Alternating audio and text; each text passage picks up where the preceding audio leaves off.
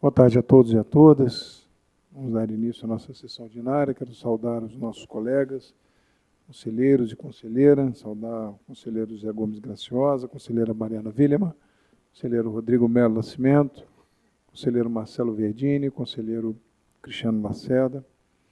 Sejam muito bem-vindos a todos que nos acompanham. Saudar o Procurador-Geral do Ministério Público de Contas, doutor Vitório Provenza, subsecretário das Sessões, Ederson e todos os servidores dessa casa, patronos, muito bem-vindos. De acordo com o disposto no artigo 270 do Regimento Interno, e havendo número legal, declaro aberta a sessão plenária. Indago se estão de acordo com a ata da sessão plenária virtual de 8 a 12 de setembro de 2025, com a ata de sessão plenária ordinária de 10 de setembro de 2025, previamente distribuídas por meio de correio eletrônico, conforme artigo 293 e seus parágrafos do Regimento Interno. Todos estão de acordo? De acordo. Atas estão aprovadas. Comunico que estão ausentes dessa sessão o conselheiro Tiago Pampolha Gonçalves, com causa participada, CIGAP 0772-2025, e a conselheira substituta Andréa Siqueira Martins, por encontrar-se em gozo de férias regulamentares. Solicito à Subsecretaria das Sessões que faça constar da ata a presença dos senhores conselheiros substitutos que estão substituindo conselheiros titulares na sessão de hoje, conforme ato executivo 27466 de 2025. Solicito também à Subsecretaria das Sessões que faça constar das atas das sessões futuras o registro dos conselheiros substitutos que nelas estiverem presentes quando convocados por meio do mencionado ato executivo 27466 de 2025, independentemente de comunicação oral da presidência no início das sessões. Com fundamento no artigo 216, caput, do Regimento Interno, e considerando a ausência da conselheira substituta Andréa Siqueira Martins, a presidência convoca o conselheiro substituto Cristiano Lacerda Guerra para atuar em substituição ao conselheiro Domingos Inácio Brazão na sessão plenária de hoje e na sessão plenária virtual de 15 a 19 de setembro.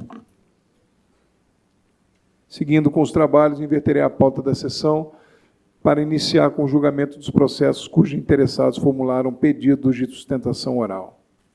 Da pauta do conselheiro Rodrigo Melo do Nascimento, pauta ordinária, voto número 7, processo TCRJ 221748, dígito 7 de 2025, trata-se de recurso de agravo em representação em face da Companhia de Desenvolvimento de Maricá, S.A., Codemar.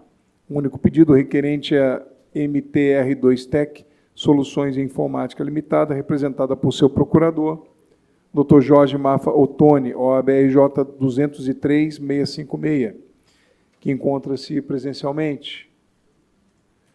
Duas boas-vindas, Dr. Jorge Ottoni, convido a ocupar o seu lugar na tribuna.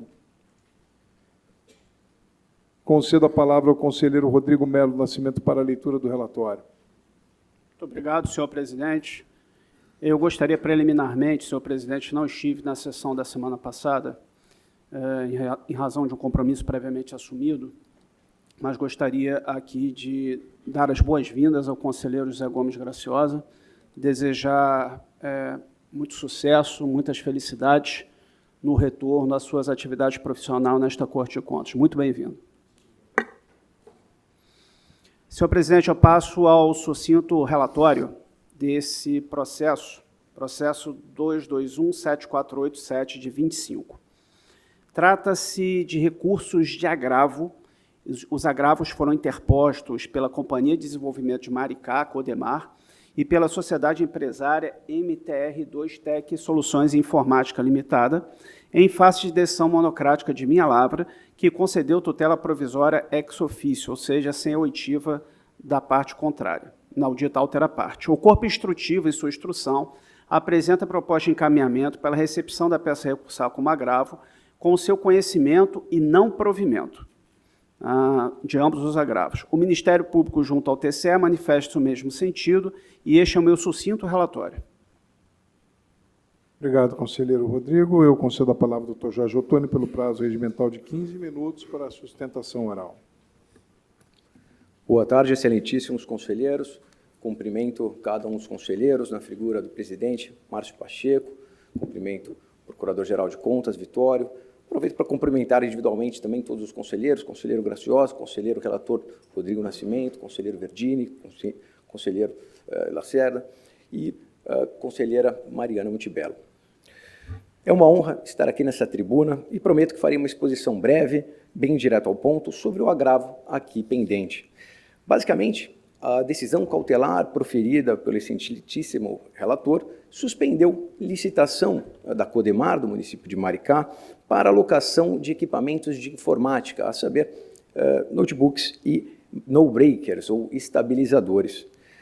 O fundamento principal dessa suspensão é a possível violação à competitividade diante da adoção de um critério de julgamento por menor preço por lote global, isto é, unificou-se na licitação os computadores e os estabilizadores em um só lote. E, de fato, excelentíssimos, a regra nas licitações é, sem dúvida, licitar diferentes itens de forma unitária, sendo a exceção a licitação por lote global, que é admitida apenas, então, somente quando não houver prejuízo à competitividade e os itens forem de natureza mercadológica semelhante. E, nesse sentido, o conselheiro relator foi cauteloso ao suspender a licitação para investigar se realmente houve esse prejuízo à competitividade. Entretanto, interpusemos o presente agravo justamente porque entendemos que aqui, inegavelmente, estamos diante de uma licitação onde não houve qualquer prejuízo à competitividade e que melhor atende o interesse da administração. Em verdade, entendemos que esse caso, a licitação dos computadores e no-breakers, são sim itens de natureza mercadológica semelhantes e que seria até mesmo um exemplo didático, um exemplo de livro de uma hipótese onde se admite a licitação por preço global. Basicamente, vamos expor rapidamente esses dois grandes pontos, a ausência do prejuízo à competitividade e o melhor atendimento ao interesse público. Bom, quanto à questão da competitividade, Vossas Excelências podem constatar que nessa licitação participaram 22 empresas, um número considerável de empresas, mostrando já de início que é algo rotineiro para o mercado a alocação conjunta de computadores e no-breakers pelos mesmos fornecedores. De fato, o questionamento do critério de licitação sequer foi aventado pelo representante. Foi, em verdade, um apontamento feito de ofício pelo excelentíssimo conselheiro relator. E, de fato, a própria intuição nos demonstra que são itens completamente interdependentes, são itens de natureza mercadológica extremamente similar. O no-breaker, ou estabilizador, é basicamente um item que visa o funcionamento contínuo dos computadores, permitindo o fluxo contínuo de energia e evitando o seu desligamento, enfim, qualquer outro prejuízo ao seu regular funcionamento. Então, a bem da verdade, quem aluga ou vende computador também aluga ou vende estabilizadores. Como dito, são itens complementares, itens interdependentes de natureza mercadológica extremamente similar e usualmente fornecidos pelas mesmas empresas, os mesmos fornecedores. Inclusive, para reforçar esse ponto, foi feita uma pesquisa rápida por nós mesmos, onde, em uma única tarde, consultamos 15 fornecedores de equipamentos de informática e 100% deles responderam de imediato que sim, alugavam, juntamente ou não, computadores e no-breakers, mostrando que essa é sim uma prática usual de mercado, tanto é que sequer foi aventada por qualquer um dos concorrentes.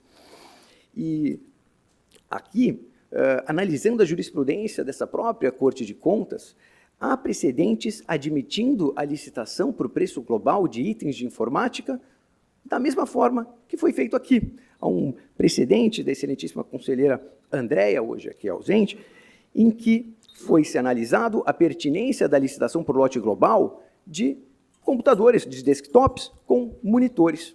E ali concluiu-se que eram itens, sim, de extrema similaridade, de realidades mercadológicas semelhantes, e que não haveria nenhum prejuízo à competitividade.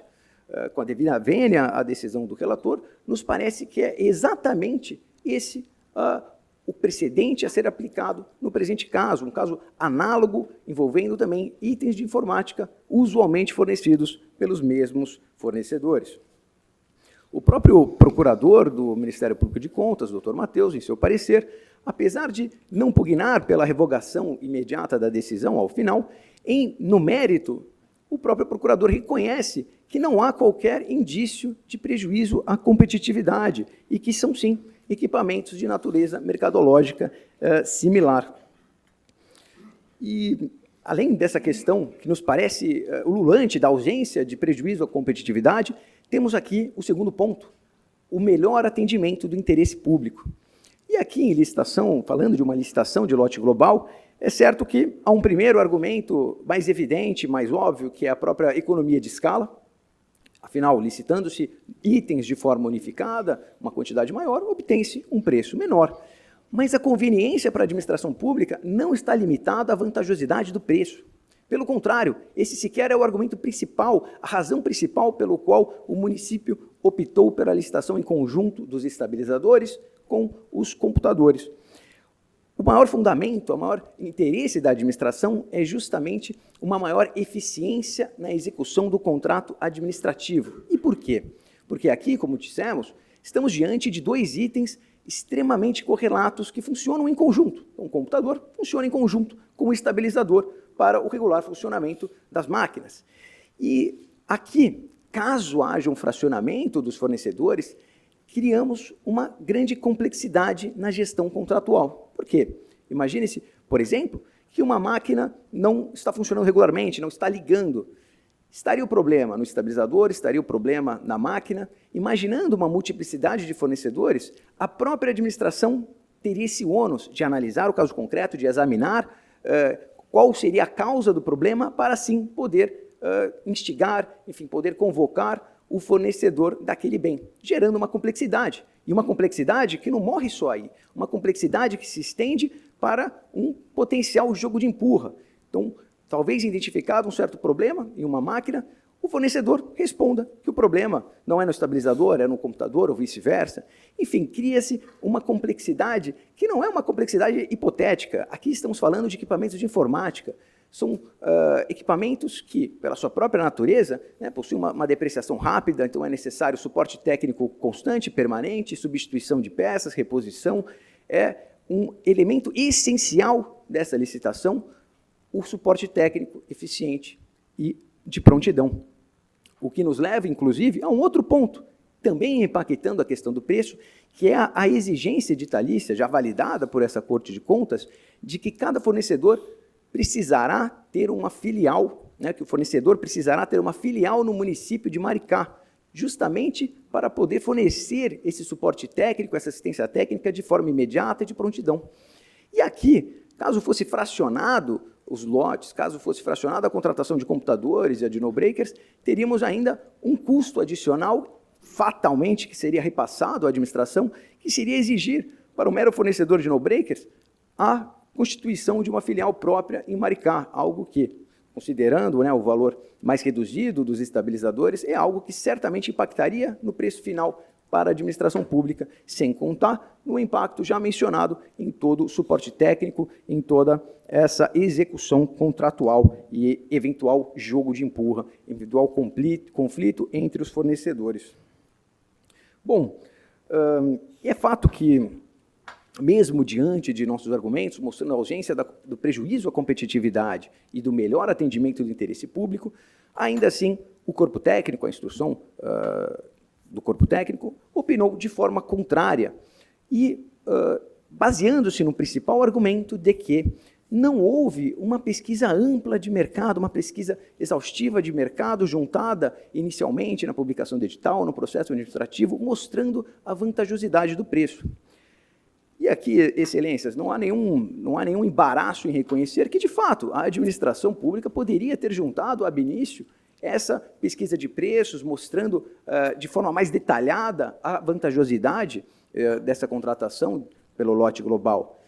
De todo modo, ainda assim, após ter ciência desse apontamento na instrução técnica, a própria Codemar juntou aos autos, 2 semanas atrás, uma ampla pesquisa de preço, mostrando também, por esse lado, a vantajosidade da contratação, mostrando que, de fato, o preço por lote global, apesar de intuitivamente já nos parecer certo que leva a um preço menor, ele, na prática, após analisar diversas contratações registradas no Portal Nacional de Contratações Públicas, foi-se confirmado a vantajosidade do preço. Bom, e acho que vale a pena mencionar ainda que para o município de Maricá, a questão dos estabilizadores não é uma questão acessória, é um município que convive constantemente com problemas na rede de energia, na falta de luz e na instabilidade da rede elétrica de um modo geral, o que torna ainda mais relevante o suporte técnico e a necessidade de garantir a integração dos equipamentos, dos computadores e dos no-breakers, motivo pelo qual a administração optou pela contratação em lote global desses 2 itens. Bom, dito isso, basicamente, a decisão a ser tomada hoje consiste basicamente em ponderar 2 lados. O que deve prevalecer?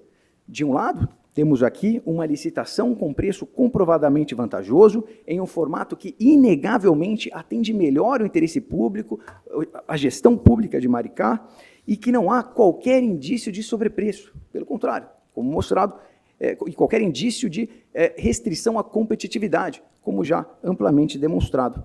E, de outro lado, temos aqui um formalismo, talvez exagerado, de reputar nula uma licitação vantajosa ao município de Maricá e urgente para essa municipalidade, unicamente porque a justificativa para a adoção do lote global talvez não tenha sido tão aprofundada, tão bem explanada inicialmente, quando da publicação do edital.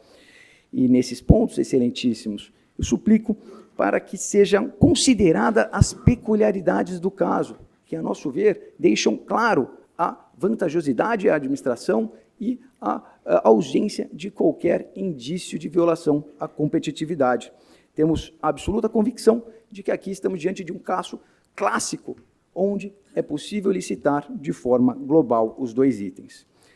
Diante disso, reiteramos o nosso pedido para a revogação da suspensão do certame, com o seu regular prosseguimento para assinatura do contrato e atendimento do município de Maricá. Muito obrigado. Obrigado, doutor Jorge Ottoni. Concedo a palavra ao conselheiro Rodrigo Melo Nascimento para o seu voto. Senhor presidente, gostaria inicialmente de cumprimentar o doutor Jorge pela sustentação oral realizada e passo assim ao meu voto. Em observância ao princípio da fungibilidade recursal, eu recebo o pedido de reconsideração da Codemar como recurso de agravo, que é exatamente o recurso cabível contra a decisão monocrática. Quanto à admissibilidade, estou me alinhando à proposta instrutiva no conhecimento de ambos os agravos, uma vez que atendem aos pressupostos recursais. Quanto ao mérito, observo que os agravantes se insurgem em face de decisão pela concessão de tutela provisória para se determinar cautelarmente a suspensão do certame até o julgamento de mérito da representação, em razão da ausência de justificativa para o agrupamento no edital de equipamentos e no-breaks, a permitir a contratação pelo menor preço global. Sustentam os agravantes que os no-breaks integrariam a mesma cadeia funcional dos computadores, bem como desempenhariam um papel essencial na proteção de dados, o que justificaria o agrupamento desses itens no edital. Sustentam ainda que não teria havido demonstração de prejuízo à competitividade, que a decisão de unificar os itens em um único lote teria sido devidamente fundamentada e, por fim, afirmam que a suspensão do certame estaria impedindo a celebração do contrato. Parece-me que a inclusão de no-breaks, ao menos em sede de cognição sumária, superficial, parece-me que a inclusão dos no-breaks no mesmo lote de notebooks e computadores, sem que conste, seja no instrumento convocatório, seja no estudo técnico preliminar, justificativa técnica ou operacional suficientemente robusta que ampare o agrupamento dos itens, isto restringe, pelo menos em linha de princípio, a ampla participação de fornecedores na medida em que se exige que as sociedades empresárias detenham expertise em nichos técnicos diversos. E eu gostaria de pontuar aqui que a decisão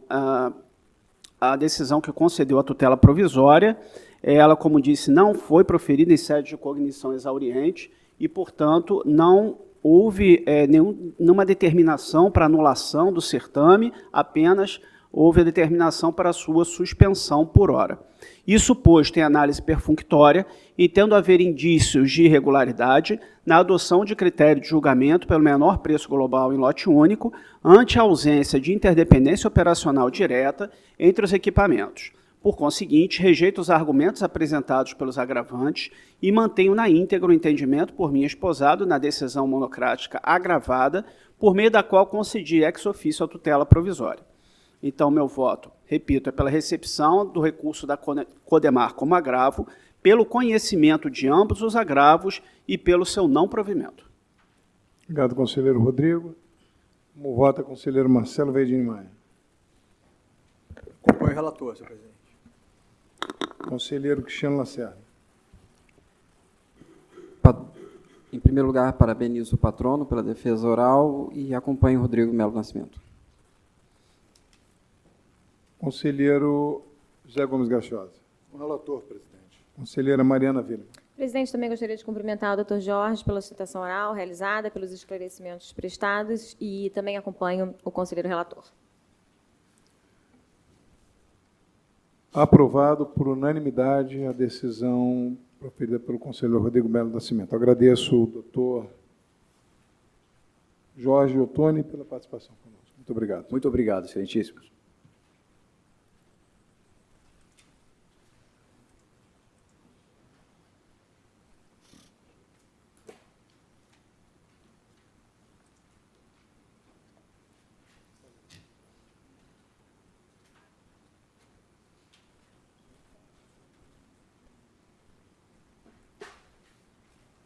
Na pauta do conselheiro Marcelo Verdini Maia, pauta de reinclusão, voto número 3. Processo TCRJ 100.540, dígito 3, de 2022. Trata-se de representação em face da Secretaria de Estado de Esportes e Lazer e Juventude. Requerente, senhor Marco Aurélio de Oliveira Paz, representado por seu procurador, doutor Emanuel Giovanni Pereira. OAB-RJ 236519. Conta-se para sustentação presencial. Dou as boas-vindas ao doutor Emanuel Pereira, o convido a ocupar seu lugar na tribuna, já o fez, e concedo a palavra ao conselheiro Marcelo Verdini Maia para a leitura do relatório. Pois não, senhor presidente. Cumprimento a todos os seus conselheiros, senhora conselheira, Mariana, procurador-geral, demais presentes. Senhor presidente, eu gostaria, em caráter preliminar, antes de iniciar a leitura do relatório, que indagar o responsável se há o patrono, se há interesse na realização da sustentação oral neste momento, considerando que o encaminhamento do voto não contempla análise de razões de defesa apresentada, em razão da necessidade de uniformização das fases processuais. Dago ao doutor Emanuel se gostaria de fazer agora a sustentação oral, visto que encaminhou o relator. Será resguardado a vossa senhoria assim que o processo voltar, a não ser que seja de vosso interesse realizá-la nesse momento. Prefiro. No momento oportuno. Sim. Lembrando aos patronos, sempre que o processo retorna no momento, será preciso o protocolo novamente do pedido da sustentação oral. Ele não é automático, porque, obviamente, ficará resguardado caso assim a defesa se manifeste nesse sentido, ok? Com a palavra, então, o conselheiro Marcelo Verdini Maia. Agradeço, doutor Emanuel. Bom, senhor presidente, eu irei fazer um relato breve do relatório e partirei depois diretamente para o encaminhamento, com as devidas motivações. É uma representação deflagrada por parlamentar, convertida em tomada de contas ex officio, que versa sobre um dano erário identificado na contratação celebrada em adesão à ata de registro de preços do Consórcio Público Intermunicipal de Inovação e Desenvolvimento do Estado de São Paulo, pela Secretaria de Esporte e Lazer para a compra de materiais esportivos. O feito retornou à CAD Educação, que propôs, entre outras medidas, o acolhimento parcial das razões de defesa apresentadas pelo senhor Marco Aurélio Paz, então subsecretário de Esportes, Lazer e Cultura, e a citação do senhor Daniel Oliveira Ribeiro, à época diretor-geral de Administração e Finanças, para apresentar defesa ou recolher solidariamente valores ao erário em razão de falhas na pesquisa de preços. Foram também sugeridas comunicações aos envolvidos e autoridades competentes. O Ministério Público de Contas, por intermédio de seu procurador-geral, divergiu da proposta técnica, opinando pelo acolhimento integral das razões de defesa do senhor Marco Aurélio Paes, pela regularidade com ressalva das contas dos responsáveis e pelo arquivamento do processo, com determinações para observância de parâmetros legais em contratações futuras.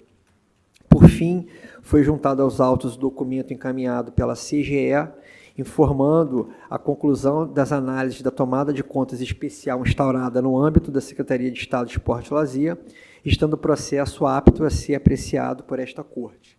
Após esse breve relatório,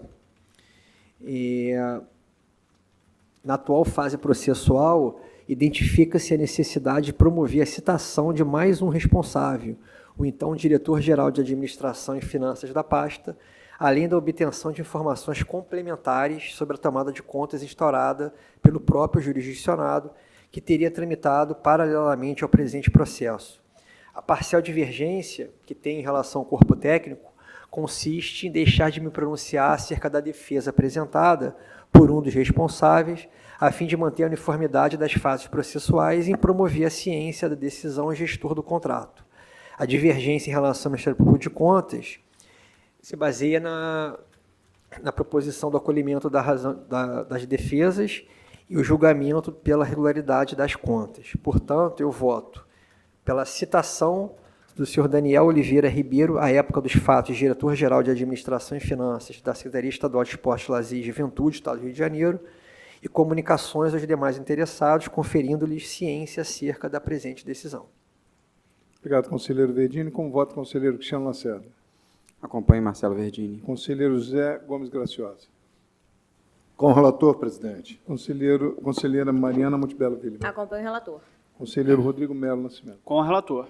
Aprovado por unanimidade o voto do conselheiro Marcelo Verdini. Agradeço ao doutor Emanuel Pereira pela participação.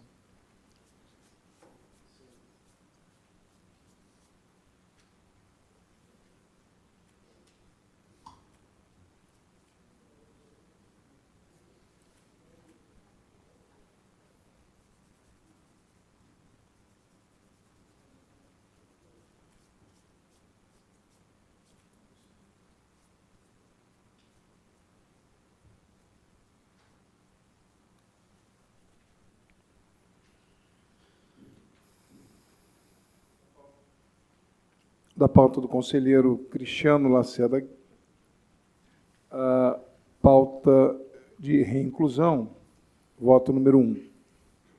Processo TCRJ, número 101.013, dígito 0, de 2015. Trata-se de auditoria governamental especial convertida em tomada de contas ex officio, realizada na Secretaria de Estado da Polícia Militar. São 4 pedidos. O primeiro pedido requerente ao senhor Marcelo de Almeida Carneiro, representado por seu procurador, doutor Bruno Miguel Drude, ABRJ 150.998, e se encontra presencialmente. O segundo pedido requerente à senhora Márcia Rezende Dourado Azevedo, representada por seu procurador, doutor Ubiratã Tibúrcio Guedes, ABRJ 023.674, também presencialmente. Terceiro pedido, requerente do senhor João Jorge de Souza, representado por seu procurador, doutor Luiz Cesário de Miranda Marques, OABRJ 052494. Encontra-se também presencialmente. E o quarto requerente, senhor Armando Porto Carreiro, representado por sua procuradora, doutora Gabriele Lopes Lafraia, OABRJ 221838, que encontra-se remotamente. Nós recebemos há pouco um pedido formulado às 14h20 para sustentação oral, no mesmo processo, mas não localizamos procuração nos autos e nem tampouco fora fornecida a devida procuração neste exato momento. Portanto, não está deferida a mesma. Eu dou as boas-vindas aos ilustres patronos e informo que, conforme o artigo 272, parágrafo 4 do Regimento Interno, por haver mais de um interessado em realizar a sustentação oral, o prazo regimental será concedida em dobro e dividido igualmente entre os requerentes. Portanto, caberá a cada um dos 4 requerentes o prazo de 7 minutos e 30 segundos. Havendo necessidade, obviamente, o requerimento e a requerimento do interessado, a presidência poderá analisar neste caso. Portanto, fica definido o prazo de 7 minutos e 30 segundos para cada um dos 4 patronos. Convido, portanto, o doutor Bruno, que se encontra... Doutor Bruno Miguel Drude, eu concedo, já está na tribuna, concedo a palavra ao conselheiro Cristiano Lacerda para a leitura do relatório.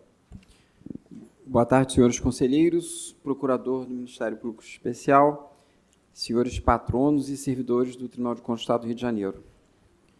Processo que recebeu o voto número 1, processo 101.013-0 de 2015, trata de recursos de reconsideração interpostos em face de decisão plenária pela irregularidade das contas e condenação em débito.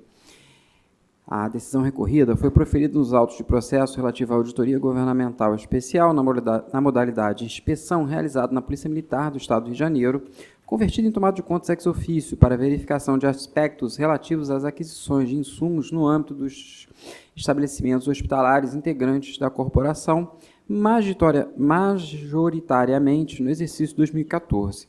Tramitam em apenso os processos CCRJ número 107.616-0 de 2015, 105.643-9 de 2015, 107.933-6 de 2015 e 107.195-3 de 2022, este último protocolado como recurso de revisão, mas recepcionado como recurso de reconsideração. Após análise, o Constitutivo sugere não conhecimento do recurso interposto pelo senhor Fabiano Duarte Lopes e pelo conhecimento dos demais recursos. Pelo provimento do recurso interposto pelo senhor Armando Porto Carreiro e pelo não provimento dos demais recursos, conhecimento e arquivamento. O doutor Parquet de Contas opina no mesmo sentido. Este é o relatório. Conselheiro Cristiano, peço venha aos demais. Eu vou pedir, de forma emergencial, que o conselheiro José Gomes Graciosa assuma a presidência imediatamente. Tive uma intercorrência familiar, minha avó acaba de falecer. Então, peço venha a todos, peço que meu colega assuma. Eu vou pedir licença a todos, ao patrono, que seja conduzida a presidência. Peço desculpa a todos. Nesse exato momento, peço licença para me apresentar. Presidente, meus sentimentos. Meus sentimentos.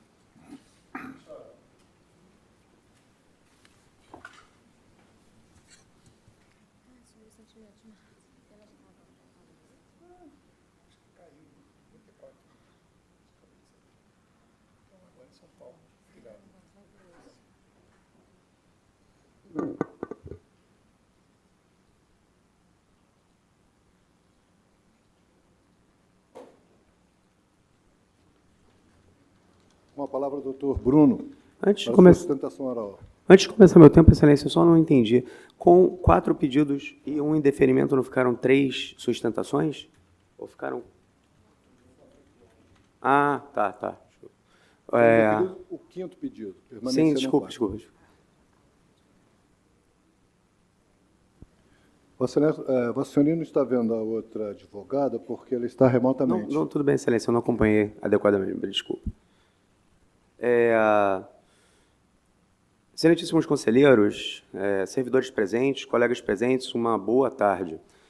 Vou dispensar a identificação do que se trata, visto que o relatório já explicou. E, em razão do curto tempo fracionado, seguirei direto para um ponto fundamental e, se tiver tempo, voltarei a uma questão jurídica anterior. O caso aqui é muito relevante compreender que, no âmbito da auditoria realizada, houve o apontamento de, teoricamente, superestimativas e como esse apontamento de superestimativa foi realizado a partir de metodologia de boas práticas de administração hospitalar. A partir dessa metodologia, a auditoria apontou, teoricamente, a ocorrência de superestimativas de alguns materiais, não de todos, percebam, não de todos. Vindo para o tribunal, o corpo técnico concatena isso a partir de argumentos de que essas metodologias não aplicavam, eram meras estimativas e, consequentemente, não implicavam necessariamente o dano ao erário, concatenou com o seguinte fundamento. Apontadas as superestimativas e, não importando a metodologia, a aferição se a metodologia foi coerente ou não foi coerente, visto que, quando houve a tentativa de entrega dos materiais, eles não foram recebidos por insuficiência de espaço no local de recebimento. Local este de armazenamento provisório para subsequente distribuição para as unidades hospitalares. Então, houve a negativa de recebimento, e essa negativa de recebimento, e, consequentemente, a não fruição dos materiais teria causado o dano ao erário. Então, o corpo técnico estabeleceu um nexo de causalidade entre alguns atos dos personagens e esse dano. Em relação ao meu patrocinado, o único ato praticado por ele no âmbito dessa contratação foi a assinatura de um termo de referência. Até me corrijo, estive no gabinete, estive despachando com o gabinete de Vossa Excelência, excelentíssimo conselheiro Guerrin, hoje de manhã, e uns dados estavam não precisos, na verdade não é a adesão 20, que estava num primeiro material que mandei, mas é a adesão 20 de 2013, 20 de 2014, na verdade. Mas isso não importa, porque todos os dados e a lógica são as mesmas, só uma questão de numeração. Mas, então, na adesão, que foi pela qual o meu patrocinado está sendo responsabilizado por parcial dano, na adesão 20 de 2014, o único ato apontado a ele foi a assinatura do termo de referência ou, formando uma amálgama da conduta dele, a não justificativa dos quantitativos do termo de referência que deu origem à adesão 20 de 2014.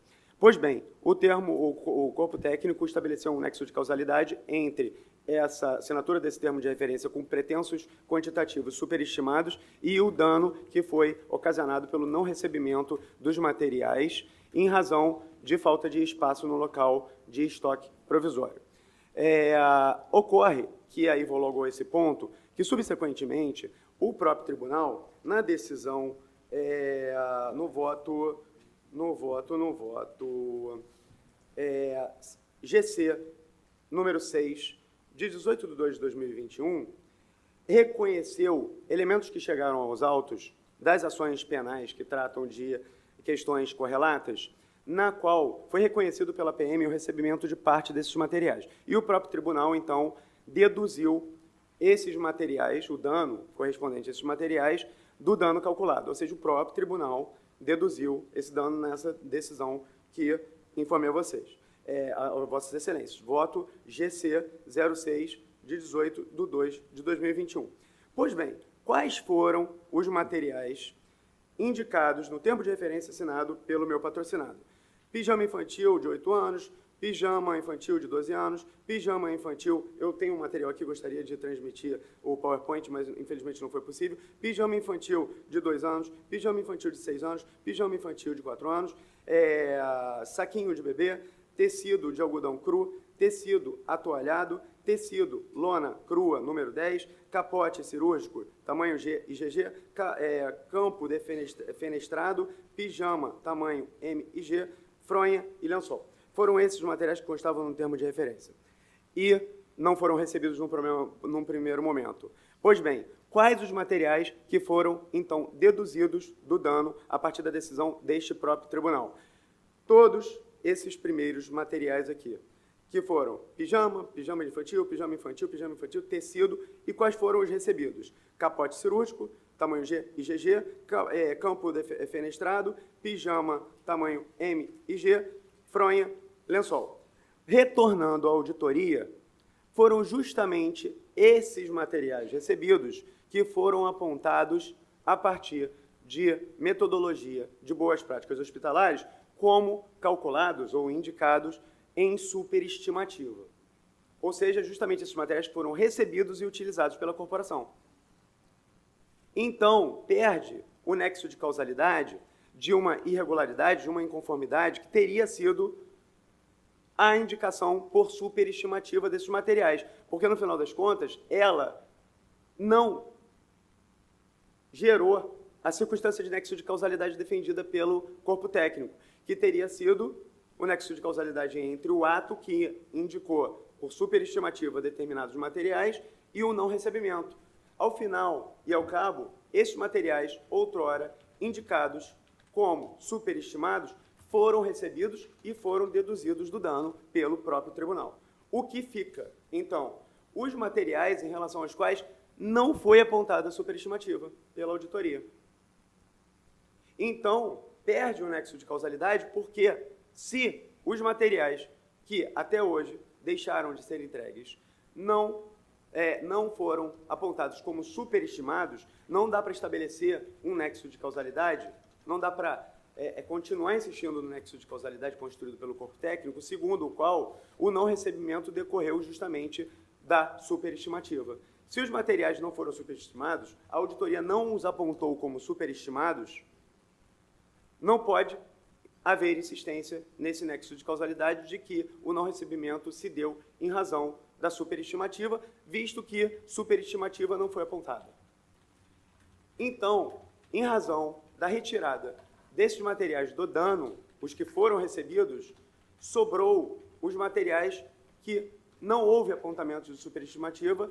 Então, em relação ao meu patrocinado, que só assinou o termo de referência relacionado à adesão número 20 de 2014, desaparece, deixa de existir esse nexo de causalidade em relação à parte, justamente, só existia esse nexo de causalidade em relação à parte que foi retirada já do dano. Em relação às outras partes, até eram objeto, não pode ser apontado esse nexo de causalidade.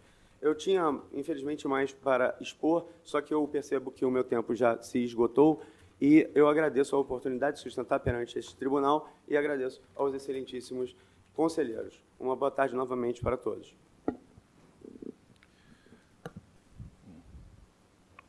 Parabéns, doutor Bruno, pelos seus esclarecimentos. Me perdoem que eu estou com a voz prejudicada de vocês. Pois não. Eu concedo a palavra ao doutor Ubiratã Guedes, pelo prazo de 7 minutos e 30 segundos para a sua sustentação oral. É um prazer revê-lo. Prazer enorme, muito feliz por ver Vossa Excelência aqui. Seja muito bem-vindo ao tribunal. Um pouco de tristeza porque uma pessoa muito estimada não está aqui hoje, que não vou mencionar, mas Vossa Excelência sabe. Da mesma forma. A situação da Márcia, eu gostaria que a Corte analisasse bem, que é uma situação sui generis. Márcia Rezende, conselheira, ela exerceu atividade de enfermeira em empresa privada e fez concurso para a PM e ela trabalhava, na ocasião, nesse hospital com o coronel Porto Carreiro. Por ela ser uma pessoa muito correta, o coronel Porto Carreiro era o diretor do Hospital da Polícia Militar. Quando ela toma posse, ele apanha a Márcia e coloca no almoxarifado da Polícia Militar, para ela controlar o recebimento de material. Primeira, quando ela recebe uma nota para receber, ela vê que aquele material não era o mesmo que estava sendo entregue. E ela procura a sua chefe, a Major Andréia, e menciona esse fato. Ela diz, não, aqui é normal isso, é normal. E a ordem superior tem que receber. E ela recebe, mas esse material vai ser trocado. Ela com 3 meses de polícia militar. 3 meses. E ela recebe esse material. Em razão desse fato, ela respondeu 3 ações penais. 3, na auditoria. E ao término da ação penal, conselheiros, o Ministério Público, rigoroso como é, que conhece o Ministério Público, pede a absolvição da Márcia. E ela é absolvida das 3 ações penais, porque ela não tinha um outro comportamento a tomar, outra atitude, a não ser receber aquele material, porque ela não tinha, primeiro, não tinha um conhecimento da Polícia Militar, como funcionava. E o coronel, não vou aqui fazer carga, o coronel era um coronel muito poderoso, o coronel Décio, e ela foi não tinha outra opção, ela foi determinada quase a receber aquele material, a assinar aquele material. E quem diz isso é o coronel Porto Carreiro, que era o diretor do hospital à época. Falou, não, a Márcia foi compelida a assinar. Tanto foi que ela foi absolvida na auditoria das 3 ações penais dela. E não teve recurso, porque o Ministério Público foi quem pediu a absolvição da Márcia. Então, eu venho a essa corte, o tempo é muito curto, confio, pela primeira vez, e foi uma data marcante que eu estou sendo presidido por Vossa Excelência. Vossa Excelência sabe o respeito, o carinho que eu tenho, a felicidade de estar aqui. Eu peço à corte que exclua a Márcia do polo passivo dessa ação, porque, sem sombra de dúvida, assim está sendo feita a justiça que foi feita na auditoria militar. Obrigado.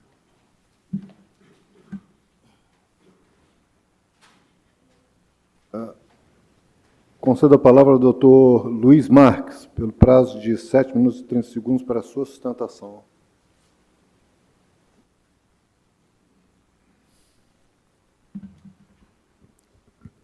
Boa tarde, senhores conselheiros, senhor presidente, demais conselheiros que compõem o colégio.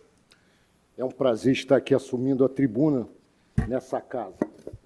E eu gostaria de, inicialmente, deixar uma informação, porque o ora defendido João Jorge de Souza, ele responde uma ação penal pertinente e relativa aos fatos que ensejaram esse procedimento aqui no Tribunal de Contas e, até o momento, ele não foi julgado. Isso me chama a atenção, e deve chamar a atenção de todos. Por quê? Porque, na realidade, a Constituição do Brasil, ela impõe, de forma muito incisiva, que deve ser respeitado em todos os tribunais o princípio da ampla defesa, né? E aqui, no artigo 85 do Regimento Interno, diz que em todos os processos submetidos ao Tribunal de Contas será assegurado ao responsável, ao interessado, ampla defesa na forma do regimento. E a lei pertinente, o artigo 668 da Lei 63 de 90, que era vigente ao tempo plenamente da nossa interposição do recurso, ela diz que em todos os processos submetidos ao Tribunal de Contas será assegurado ao responsável ou interessado a ampla defesa. O que acontece, tecnicamente falando, é que o ora defendido, João Jorge de Souza, ele foi notificado para efetuar um pagamento de suposta diferença considerada devida pela suposta constatação ainda sem nenhum julgamento de irregularidade. Foi determinado que ele ou pagasse ou oferecesse o quê? Uma defesa escrita. Não foi oportunizada a ele, com a devida vênia, com todo o respeito, a oportunidade da produção probatória. E quando eu comecei dizendo que ainda não houve julgamento dos mesmos fatos imputados a ele na esfera penal, é bom que se diga que não houve o respeito a esse princípio basilar da Constituição do Brasil, que é o quê? O exercício da ampla defesa. Não houve. Por quê? Não foi apresentada a prova, não houve perícia, não se sabe em que circunstâncias essas notas fiscais foram extraídas, não se sabe.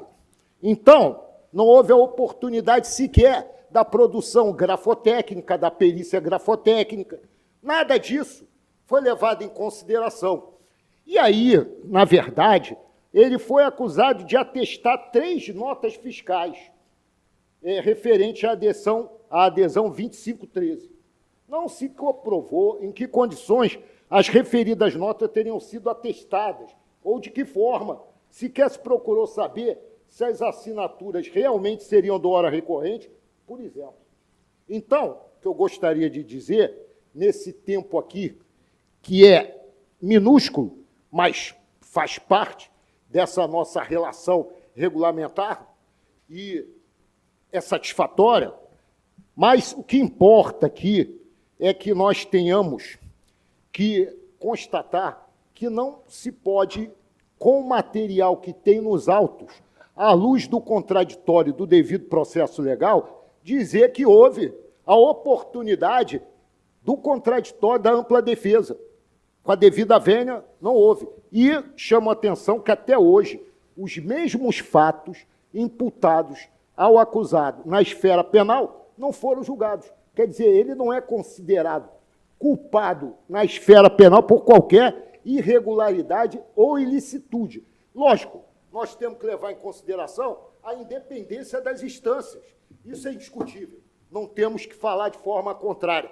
No entanto, em determinados casos, quando se depende de apurar realmente a autoria e até a existência material dos fatos que são imputados, é necessário que se apure de forma o quê? Cuidadosa, minuciosa, e nem no processo criminal ainda teve um veredito de culpa, de responsabilidade para o ora defendido.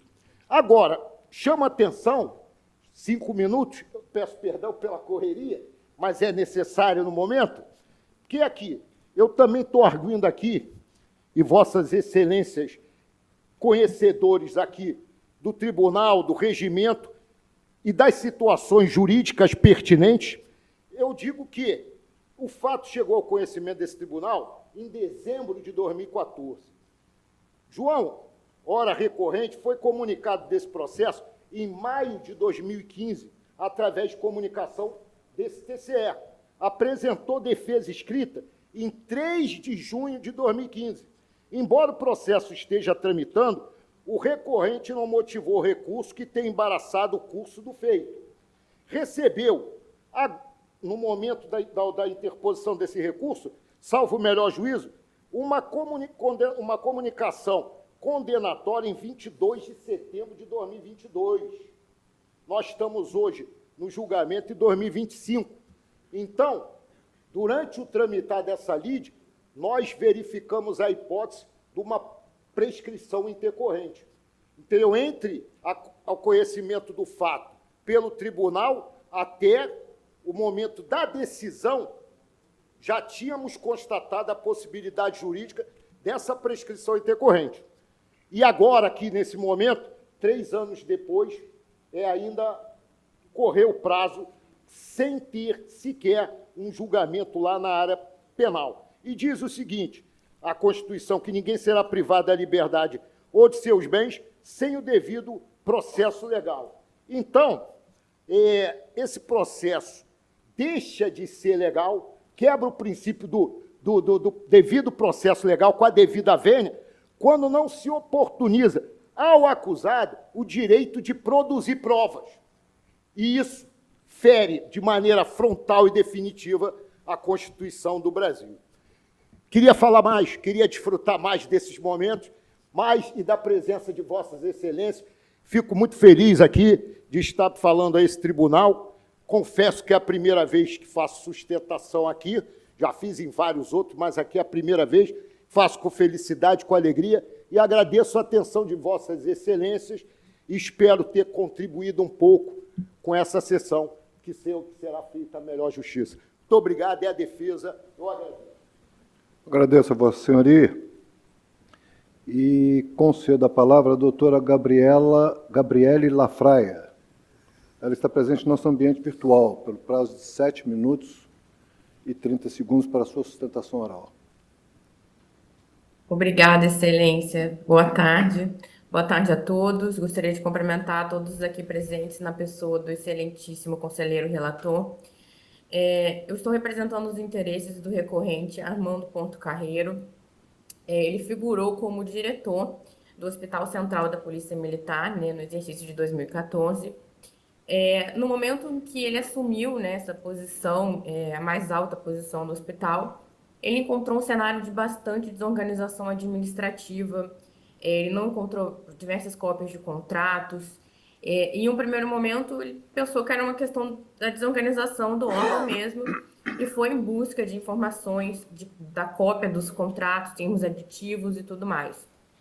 E ele não conseguiu apoio de ninguém nesse primeiro momento para conseguir situá-lo, né? Já que ele estava ocupando o cargo de autoridade máxima e iria gerir esse hospital.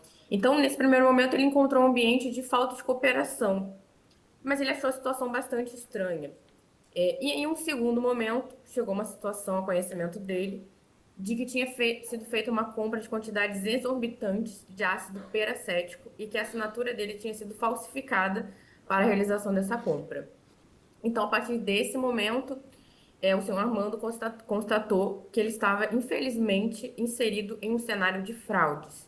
Ele estava ocupando a direção do hospital, mas existiam diversas fraudes, falsificações de assinaturas e diversas questões que eram completamente desarrazoadas.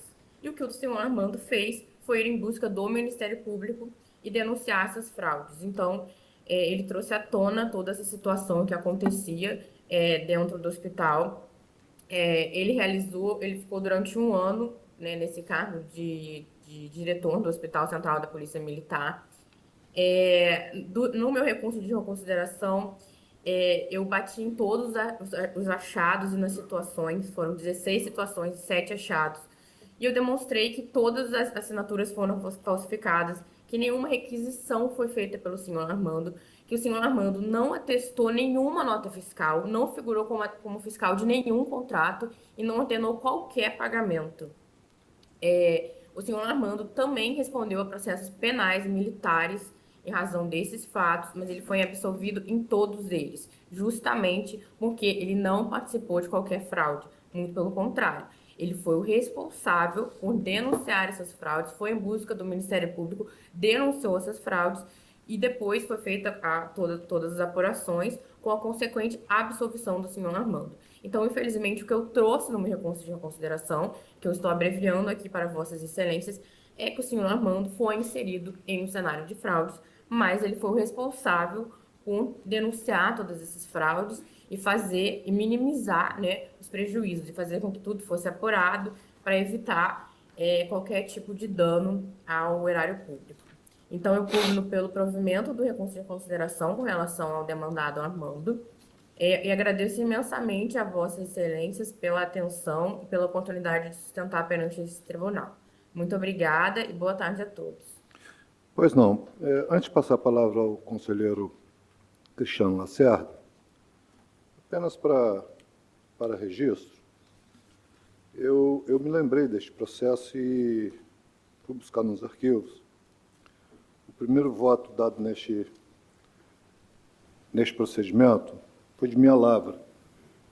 E, naquela oportunidade, causou grande repercussão em função não só dos exageros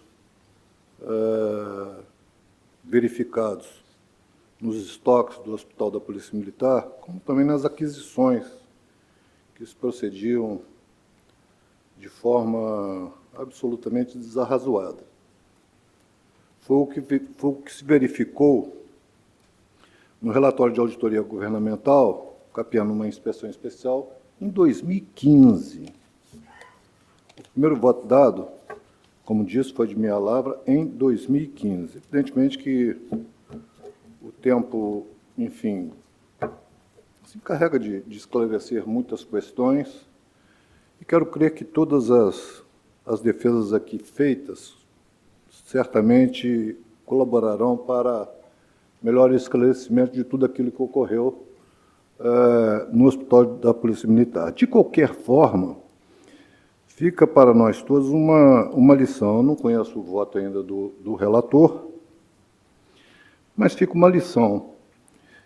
E a lição é de que o Tribunal de Contas está sempre atento a esse tipo de práticas e, certamente, oferece à sociedade fluminense fiscalização nesses procedimentos que poupam recursos valiosos ao Estado do Rio de Janeiro.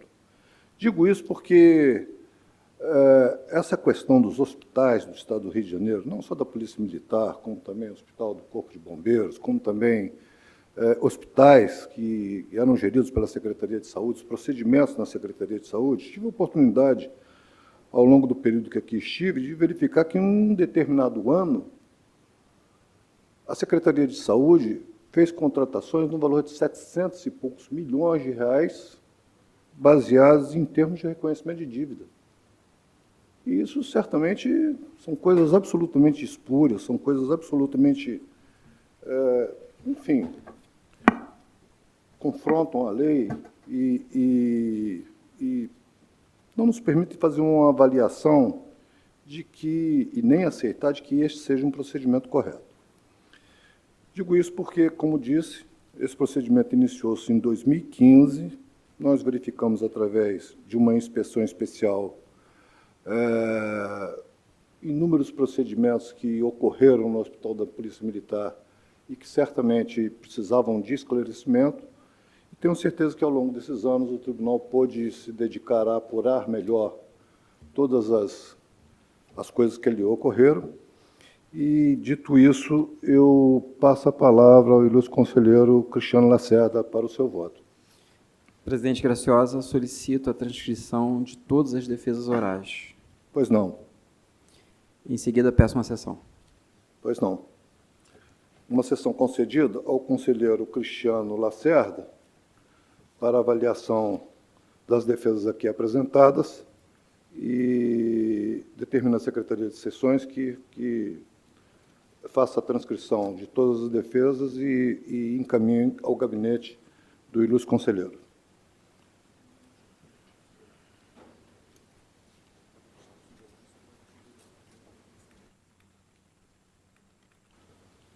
Convido a ilustre conselheira Mariana Montebello Wirman para relatar os seus processos. Obrigada, presidente. Boa tarde a todos.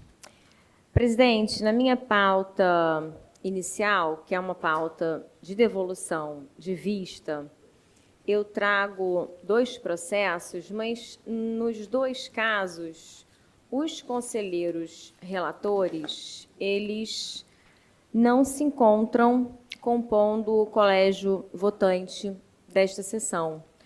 Então, me parece que a praxe seria encaminhar os feitos ao gabinete de Suas Excelências. Dessa forma, por uma questão de economia, eu deixaria para relatar e, eventualmente, debater quando os relatores trouxessem a matéria em continuação do julgamento, mas, desde logo, meu voto revisor já está disponível para Vossas Excelências. Muito obrigado, conselheiro. Eu farei chegar aos conselheiros. Os conselheiros. Então, são os 2 da devolução de vista. Pois não. E, na sequência, é uma reinclusão em pauta, da qual constam 7 processos, e eu os trago em plenário presencial, reincluindo-os em pauta, tendo em vista a formulação de um pedido de destaque pelo conselheiro Rodrigo Melo do Nascimento, que o fez quando esses processos se encontravam pautados no plenário virtual, de maneira específica na sessão iniciada no dia 1º de setembro do corrente ano, de 2025. Então, em decorrência do pedido de destaque do conselheiro Rodrigo, eu os reincluí em plenário, na pauta do plenário presencial, mas eu estou mantendo os meus votos, tal como haviam sido apresentados no plenário virtual. Passo a palavra ao ilustre conselheiro Rodrigo. Senhor presidente, eu gostaria aqui de justificar o meu pedido de destaque em sessão do plenário virtual. Eu o fiz, poderia ter solicitado vista, claro, mas achei conveniente solicitar destaque, posto que eu tenho, nessas auditorias governamentais de acompanhamento realizadas em todos os municípios, a respeito tendo como enfoque a questão da gestão da Receita Municipal, a ausência de cobrança de tributos, matérias afetas. Eu tenho observado que esses processos foram distribuídos a diferentes conselheiros e eu tenho observado que cada um desses conselheiros tem votado, em linhas gerais, no mesmo sentido, mas com nuances, encaminhamentos um pouco diferentes. Então, eu resolvi solicitar destaque desses processos justamente para que, se for possível, nós possamos debater em plenário esses processos e chegarmos a um consenso sobre os encaminhamentos, exatamente os encaminhamentos que daríamos a todos esses processos. Então, eu gostaria, se possível, de fazer algumas considerações a respeito especificamente desses processos que a conselheira Mariana trouxe hoje. Pois não. A palavra com Vossa Excelência. Agradeço. Eu também estou trazendo um processo hoje em minha pauta de um município que vou já mencionar nesse conjunto de auditorias. Nesse meu outro voto, eu estou trazendo um dispositivo para determinar ao prefeito que execute as medidas de regularização da gestão da Receita Municipal indicadas pelo corpo instrutivo. Estou determinando que isso seja feito no prazo que convencionei, um prazo que achei razoável de 180 dias, uma vez que são várias determinações e muitas delas de difícil implementação. E também estou fazendo nesse voto, que ainda vou apresentar, uma menção à possibilidade de celebração de um termo de ajustamento de gestão pelo prefeito, para que possam ser adotadas medidas saneadoras com respectivos prazos para a adoção dessas medidas e regularização de toda essa situação. Eu estou falando do processo referente a São José de Ubá, está na minha pauta ordinária, voto 3. Eu estou disposto, então, a incorporar, por exemplo, dispositivos do voto, os votos da conselheira Mariana, que dizem respeito à eventual responsabilização de gestores públicos pela não adoção de medidas de regularização da gestão da Receita. Isso não consta do meu voto atual de São José de Ubá. Eu entendo, então, senhor presidente, que esse conjunto de auditorias acerca das receitas tributárias dos municípios é de extrema relevância. Trago a matéria em debate. Será a primeira vez que o tribunal adota essa estratégia de controle, de levar em consideração a efetiva arrecadação de receitas, que é obrigatória para o gestor responsável. Não é a primeira vez que o tribunal aborda esse tema em auditoria. Já há várias auditorias bastante antigas a respeito desse tema, inclusive propondo a gestores, auditorias de mais de 10 anos, propondo aos gestores a elaboração de planos de ação para regularização dessa questão, principalmente, mas não só, para que os prefeitos cobrem os tributos da competência dos seus respectivos municípios em cumprimento ao estabelecido na Lei de Responsabilidade Fiscal. Mas é a primeira vez que o corpo técnico traz esse tema para que seja avaliado em sede de contas de governo municipais. E, apesar de estarmos tratando de um conjunto de auditorias acerca do mesmo tema, elas possuem, como disse, relatores diferentes. E isso, a meu ver, demanda um esforço um pouco maior deste plenário, no sentido de evitar que jurisdicionados que se encontram na mesma situação recebam tratamento distinto por parte desta Corte, a depender do relator da matéria. Isso não seria positivo, a meu ver, pois a posição do tribunal, eventualmente, não ficaria fortalecida como um todo. Isso traria também uma insegurança jurídica. Então, é nesse sentido que eu realizei um levantamento dos entendimentos já esposados sobre essa matéria pelos diferentes conselheiros, no intuito de buscar um encaminhamento que conciliasse as diferentes posições, trazendo esse debate a plenário. Então, passo, por exemplo, a análise de alguns posicionamentos. Verifiquei, por exemplo, que o eminente conselheiro Marcelo Verdini, no processo relativo à auditoria de receita de Carmo, acompanhou a proposta do corpo técnico, mas adotou fundamentação em sentido divergente daquela apresentada pela conselheira Andréa Siqueira Martins, que nem está presente aqui em sessão. Ele adotou um posicionamento divergente da conselheira Andréa em voto revisor. E agora, também da conselheira Mariana, nos processos pautados nesta sessão. A fundamentação que sustenta em meu voto na auditoria de São José de Ubá também é diversa. O conselheiro Verdini solicitou uma sessão para melhor apreciar o voto revisor da conselheira Andréa e, pelo que verifico no CISPEL, apresenta na sessão de hoje uma declaração de voto reforçando seu entendimento anterior. De todo modo, considerando as convergências nas fundamentações do voto da conselheira Andréa, da conselheira Mariana e do meu voto, existem convergências, eu entendo que seria possível que os dispositivos desses votos pudessem ser harmonizados sem que haja prejuízo à coerência das decisões. Então, eu proponho aqui, por exemplo, algumas medidas. Primeiro, nos votos da conselheira Mariana, que Sua Excelência ponderasse a possibilidade de incluir dispositivos no sentido de determinar o atual prefeito que execute medidas de regularização, eu coloco isso a título de determinação em meu voto, uma vez que o corpo instrutivo apenas propõe uma ciência aos prefeitos. Mas, sim, mas vai conferir ciência, e aí? Né? A ciência, mas para fazer o quê? Para que saneie os problemas. Isso não está expresso na proposta instrutiva.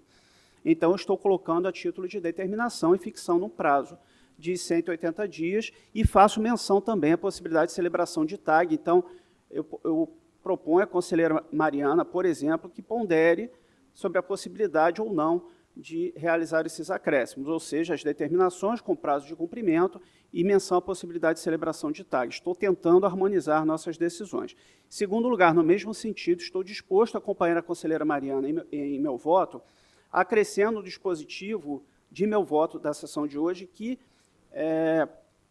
nos processos de auditoria, o processo de hoje é de São José de Ubá, eu vou fazer também expedir alerta ao atual prefeito sobre a necessidade de solucionar os problemas encontrados até o término do mandato, sob pena de emissão de parecer prévio contrário, e de excluir a ciência dos vereadores ao Ministério Público neste momento, bem como de incluir diligência interna à SGE para justificar a não identificação dos agentes envolvidos na gestão pretérita para eventual responsabilização e exclusão de dispositivo pelo arquivamento. Esses itens estão conforme os votos da conselheira Mariana.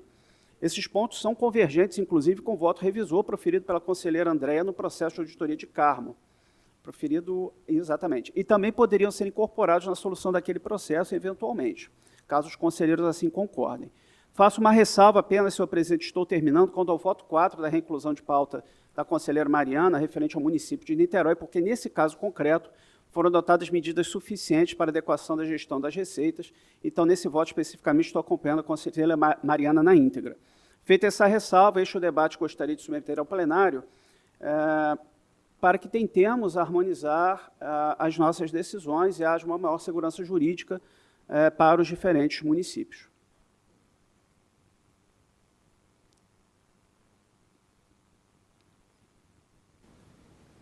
Eu devolvo a palavra para a conselheira Mariana, se Vossa Excelência acata as ponderações do ilustre revisor. Eu agradeço todo o esforço que foi empreendido pelo conselheiro Rodrigo, mas eu vou manter meus votos, sem prejuízo de uma eventual devolução com o voto revisor, eu reapreciar a minha posição, mas, por hora, eu mantenho a minha posição nesses processos. O conselheiro Rodrigo sabe que eu tenho algumas ressalvas em relação a esse uso também, de uma certa forma, indiscriminado de tags. Então, acho que talvez nesse ponto especificamente eu venha, mesmo em um eventual voto revisor, eu venha, enfim, conforme o caso, ficar vencida, mas por hora eu mantenho meu voto. Conselheiro Rodrigo, agradecendo, no entanto, todo o esforço de Vossa Excelência para tentar harmonizar, mas, por hora, pelo menos, meu voto está mantido.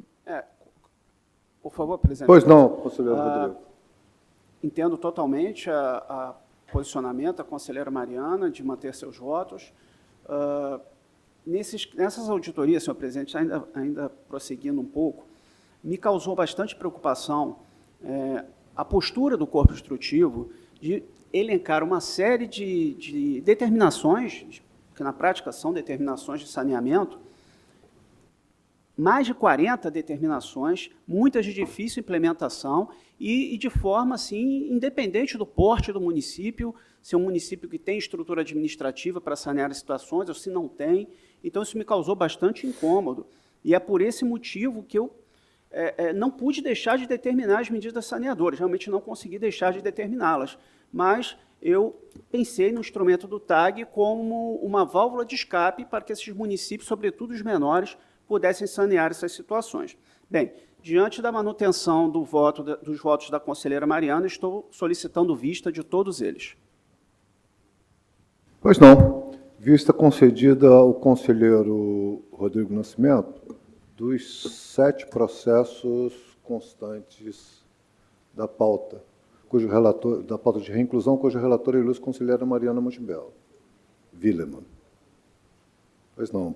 Prossegue a palavra com a conselheira Mariana. Mas, então, presidente, eu agradeço a oportunidade, finalizei a minha pauta dessa sessão e lhe devolvo a palavra.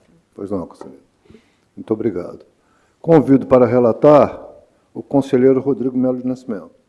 Muito obrigado, senhor presidente. Passo a relatoria da minha pauta de hoje. Inicio com uma devolução de vista de 5 processos. Inicio com uma tomada de contas especial que tem por objeto a apuração de possível dano ao erário decorrente de contrato celebrado entre então Secretaria de Estado de Assistência Social e uma sociedade empresária para aquisição de mobiliários para vítimas das enchentes da região serrana. Em sessão virtual anterior, o relator, conselheiro Marcelo Verdini, proferiu voto pelo arquivamento sem resolução de mérito. Na mesma sessão, solicitei vista dos autos e passo a apresentar um voto revisor. Peço vênia para dissentir do voto do eminente relator, notadamente por entender que o decurso de mais de 10 anos do ato irregular, o mero decurso de mais de 10 anos do ato irregular, não constitui um motivo suficiente por si só para o arquivamento das contas. Compulsão dos autos, eu entendo que, com cada caso concreto, há de se perquirir se, de fato, houve ou não prejuízo ao contraditório e ampla defesa. Compulsão dos autos, eu verifico que há elementos suficientes, a meu sentir, para delimitar a irregularidade, a responsabilidade e o dano.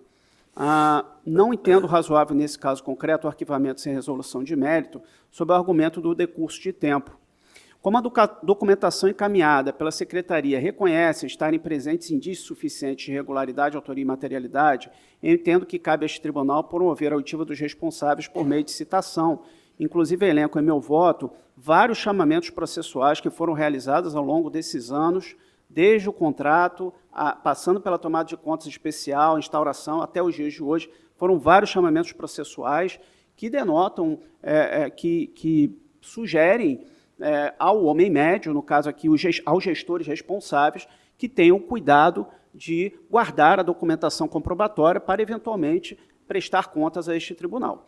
Por derradeiro, reputo importante consignar, apesar dos fatos narrados terem sido praticados em 2011, não restou configurada a prescrição da pretensão punitiva e ressarcitória.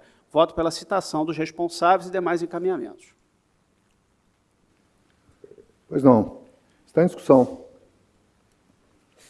Não havendo quem queira discutir, quero registrar. O conselheiro Marcelo deseja fazer uso da palavra? Sim, senhor presidente, Pois eu não, agradeço a palavra. Eu vou agradecer a revisão do conselheiro Rodrigo e vou retirar meu voto e acompanhar na íntegra o voto de sua excelência. Pois não. Conselheira Mariana, alguma objeção? Não, acompanho o conselheiro Rodrigo. Pois não. Conselheiro? Acompanho o Rodrigo Nascimento. Pois não. Aprovado por unanimidade, voto de Vossa Excelência, conselheiro Rodrigo. Na sequência, senhor presidente, trago uma denúncia formulada por cidadãos sobre suposta irregularidade em concurso público promovido pela UERJ para o cargo de procurador. Em sessão virtual, a eminente relatora André Siqueira Martins proferiu voto pelo sobrestamento e encaminhamento à Procuradoria-Geral do Tribunal. Na mesma sessão e comunicação, eu solicitei vista dos autos e apresento o voto revisor. Minha parcial divergência em relação ao voto da eminente relatora reside exatamente no sobrestamento do exame de mérito, apenas quanto ao item 1, o qual trata da cláusula de barreira, e que é objeto de ação popular em trâmite perante o Poder Judiciário. Dessa forma, em meu voto revisor, eu promovo o julgamento do mérito em relação aos itens 2 e 3, os quais não estão abrangidos na referida ação popular. Estou sobrestando apenas o julgamento de mérito quanto ao item 1, e estou julgando o mérito dos itens 2 e 3 alegados na denúncia. No que tange a suposta irregularidade na aplicação das provas discursivas em 3 finais de semana consecutivos, que é exatamente o item 2, julgo improcedente tal alegação, pois a realização das provas em datas distintas não viola os princípios constitucionais apontados pelo denunciante, pois decorre do mérito administrativo pautado em critérios de conveniência e oportunidade e que é insindicável, desde que respeitadas a vinculação edital, a isonomia e a razoabilidade. Quanto à alegação de irregularidade da cláusula do edital, que exige declarações de no mínimo 2 autoridades para comprovação de idoneidade do candidato, que é o item 3 da denúncia, coaduno-me com o corpo técnico no sentido da procedência da denúncia, pois a sindicância de vita pregressa deve observar, e que é uma etapa comum em certames em geral, deve observar limites legais e objetivos, evitando-se subjetividades que comprometam a equidade do processo seletivo. Voto pela procedência parcial da denúncia quanto ao mérito, determinação atual reitor, sobrestamento do exame de mérito quanto ao item 1 da denúncia pelo prazo de 180 dias ou até que haja decisão definitiva na ação popular e pelo encaminhamento à PGT para acompanhamento da ação popular e manutenção do tratamento sigiloso. Pois não, conselheiro. O relator neste processo, a relatora é a conselheira Andréia, que não se encontra presente. O processo seguirá para o gabinete da conselheira e acredito que tão logo possa, colocará o processo em pauta e voltaremos a discutir o tema. Pois não. A palavra continua com Vossa Excelência. Muito obrigado. Na sequência, uma prestação de contas de gestão do Ministério Público do Estado relativo ao exercício 2023. Em sessão plenária virtual, o relator, que era o conselheiro José Maurício de Lima Nolasco, apresentou o voto pela regularidade com ressalva e determinações das contas anuais de gestão do MP, dando-lhe quitação. Eu estou apresentando o voto revisor. O eminente relator acatou a proposta do corpo técnico pelo julgamento pela regularidade com ressalva, e essa ressalva se deu em razão da não devolução ao Tesouro Estadual das receitas oriundas de aplicações financeiras realizadas com recursos provenientes dos duodécimos. Então, estamos falando de receitas de aplicações financeiras, em desconformidade com o disposto na Emenda Constitucional 109 de 2021. Estou dissentindo do voto relator, pois há posicionamento mais recente deste plenário em sentido diverso. Isto porque, por ocasião da deliberação sobre a prestação de contas de gestão deste tribunal relativo ao exercício 2024, a Corte decidiu por unanimidade pela regularidade das contas com quitação plena. Embora não houvesse sido efetivada até aquele momento a devolução dos recursos provenientes de aplicações financeiras ao Caixa Único, entendeu-se que tal circunstância deveria ser objeto de determinação sem a aposição de ressalva.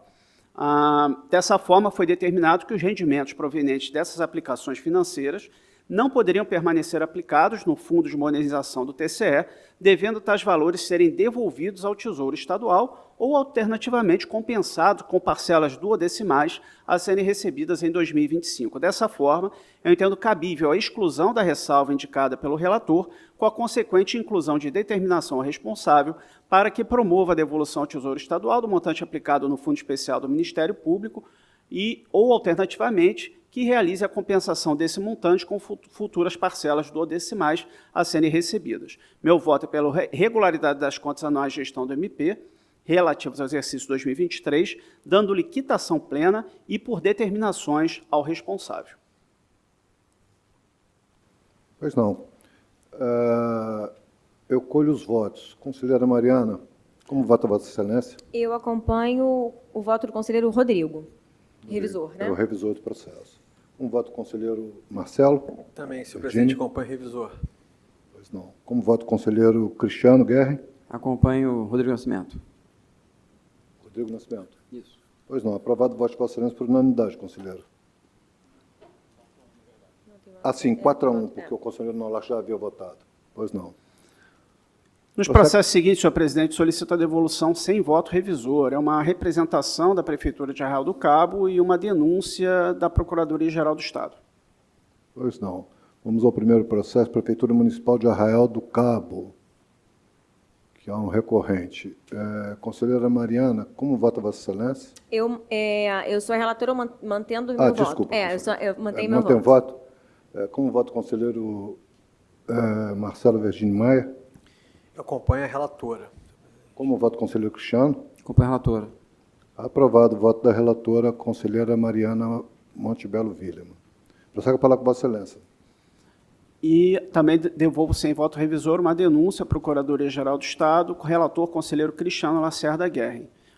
Apresentou voto pela manutenção do sigilo e improcedência da denúncia quanto ao mérito. Estou acompanhando Sua Excelência. Pois não. Conselheira Mariana, como vota Vossa Excelência? Acompanho o conselheiro Cristiano. Como vota o conselheiro Marcelo Virgínio Também Maia? acompanho o relator. Aprovado o voto. Senhor presidente, em pauta ordinária, estou trazendo 7 processos. Eu não vejo necessidade de relatoria individualizada, proponho a votação em conjunto. Pois não, conselheiro. Palavra com Vossa Excelência. Sim, estou apresentando, então, 7 processos, estou apresentando 7 votos e proponho que esses 7 processos sejam votados em conjunto. Defiro o procedimento, a solicitação de Vossa Excelência, e indago dos ilustres conselheiros e conselheiras se tem alguma objeção. Sem objeção. De acordo. Aprovado. Voto de Vossa Excelência.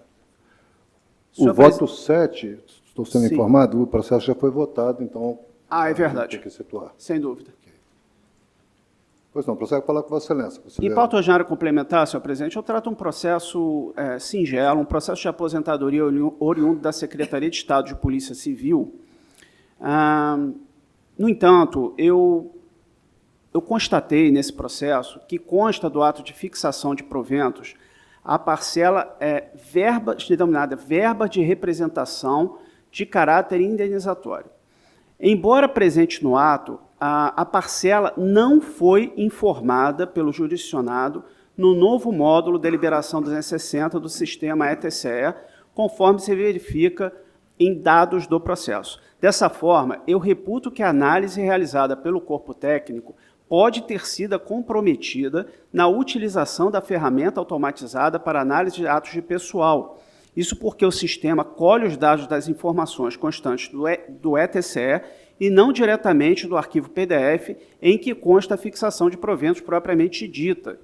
E diante da ausência de manifestação conclusiva do corpo técnico acerca da legalidade da incorporação dessa parcela aos proventos, uma parcela relevante nesse caso concreto e que passou pela análise automatizada do corpo instrutivo sem nenhuma análise. Eu reputo necessária a promoção de diligência interna para reanálise. Pois não. Como voto, senhores conselheiros? De acordo. Aprovado. acordo. Voto de Vossa Excelência. Encerro assim minha pauta, agradeço, devolvo a palavra. Pois não, agradeço Vossa Excelência. Palavra concedida ao conselheiro Marcelo Berdini Maia para sua pauta. Senhor presidente, obrigado pela concessão da palavra. Eu gostaria de, dada a máxima vênia, de solicitar, por um lapso aqui, eu me descuidei e não solicitei vista de um processo da pauta do conselheiro Rodrigo. Inclusive, eu acabei acompanhando a relatora, mas eu gostaria de solicitar vista, se possível, do processo da pauta de devolução de vista, cujo voto é o número 4, da Prefeitura Municipal de Arraial do Cabo. Ah, sim. Alguma objeção, senhores conselheiros? Sem objeção. Sem objeção, de acordo. Vossa Excelência, conselheira Mariana, alguma objeção? Não, de maneira nenhuma. Quem votou, retira o voto. Vossa Excelência... Sim, não, senhor presidente, eu mantenho meu voto e o conselheiro Marcelo Verdini deseja solicitar vista. Sim. Então, eu já apresentei meu voto. Revisor, né? Tá. Não, é o voto 3 da ordinária? 4 da devolução de vista. Perdão. Eu vou verificar. 4 da conselheira, relatora conselheira Mariana. Sim, eu retiro meu voto e aguardo a devolução de Conselheiro vista. Cristiano? Retiro e aguardo. Ok. Vista concedida ao conselheiro Marcelo Berdini Maia. Pois não, senhor presidente, eu agradeço a compreensão. Passando a relatoria da minha pauta, eu tenho uma pauta de retirada, de continuação, de julgamento e dois processos retirados da pauta de reinclusão especial, da pauta de reinclusão. Retirado. Em continuação de julgamento, eu trago um processo em que foi solicitado pedido de destaque pelo conselheiro Rodrigo Melo do Nascimento, que é uma tomada de contas ex officio formalizada para apurar um dano verificado quanto da realização de inspeção ordinária na Prefeitura Municipal de Belfor Roxo, no período de 4 de junho de 18 a 15 de junho de 18. O objetivo era verificar a legalidade e execução de contratos celebrados em favor das sociedades empresárias envolvidas na operação frustrária da Polícia Civil do Estado do Rio de Janeiro. Eu só gostaria de destacar que o presente processo se relaciona, quanto ao mérito, com o processo 227631, dígito 3 de 18, cujo voto é o número 1 da minha pauta ordinária. E gostaria brevemente, não sei se o conselheiro Rodrigo quer se manifestar ou se eu prefere que eu faça um breve relato aqui, resumido. Não, eu solicitei destaque, senhor presidente, desse processo. Pois não. Em razão de uma possível suspensão da fluência do prazo prescricional conforme o artigo 6º, seu parágrafo único da Lei 13.979 de 2020, que prevê que não correrão os prazos processuais em desfavor dos acusados e entes privados processados em processos administrativos, enquanto perdurar o estado de calamidade de que trata o Decreto Legislativo número 6 de 2020. Então, aí o parágrafo único prevê: fica suspenso o transcurso dos prazos prescricionais para aplicação de sanções administrativas previstas em determinadas normas. Dessa forma, eu vislumbro a possibilidade de não ocorrência da prescrição, caso se adote o entendimento de que a suspensão da prescrição durante a pandemia da Covid-19 incide também sobre processos que tramitam em tribunais de contas. Exatamente por isso, por vislumbrar essa possibilidade de não ocorrência da prescrição, caso se adote a suspensão da prescrição em razão da pandemia do Covid. Por isso, eu solicitei destaque. Pois não. Conselheiro Verdini. Sim, eu vou então fazer um breve destaque aqui sobre a motivação desse processo, desse encaminhamento, é que, em relação ao caso concreto, né, as peculiaridades contidas nos autos, a conclusão foi pela desconversão da presente tomada de contas ex officio, eis que em exame prejudicial à análise das razões defensivas trazidas, foi reconhecida a materialização da prescrição da pretensão punitiva e ressarcitória no âmbito desta Corte em relação a todos os responsáveis integrados ao feito, assim como quanto à sociedade empresária contratada.